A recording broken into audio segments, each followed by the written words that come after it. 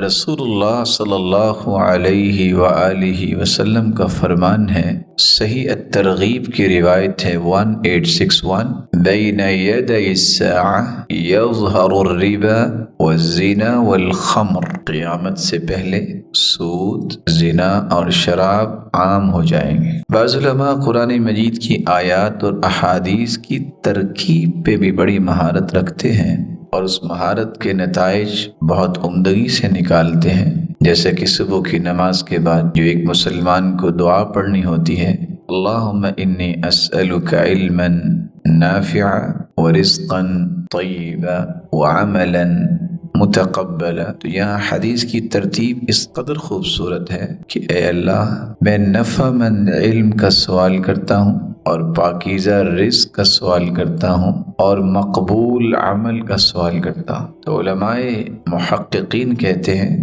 کہ نفع مند علم جس کے پاس ہو اس کا رزق بھی پاک ہوتا ہے اور اس کا عمل بھی قبول ہوتا ہے۔ نفع مند علم ہی انسان کو پاکیزہ رزق کی تڑپ اور شوق دیتا ہے اور وہی مقبول عمل کے لیے ہمیشہ کوشاں رہتا ہے۔ اسی طرح یظہر الربا والزنا والخمر، قیامت کے نزدیک جب سود عام ہو جائے گا، یعنی حرام مال جہاں ہوگا وہاں شراب نوشی اور برائی بھی عام ہوگی۔ سہل ابن عبداللہ التستری اسی لیے تو کہا کرتے تھے، من اکل الحلال عبد اللہ شاء ام ابا، جو حلال کھاتا ہے وہ چاہے یا نہ چاہے اللہ تعالیٰ اس کی ڈائریکشن کو درست رکھتے ہیں، اس کے حلال لقمے کی برکت اس کی زندگی میں نظر آتی ہے۔ وَمَنْ أَكَلَ الْحَرَامِ عَصَى اللَّهَ شَاءَ أَمْ أَبَى، اور جو حرام کھاتا ہے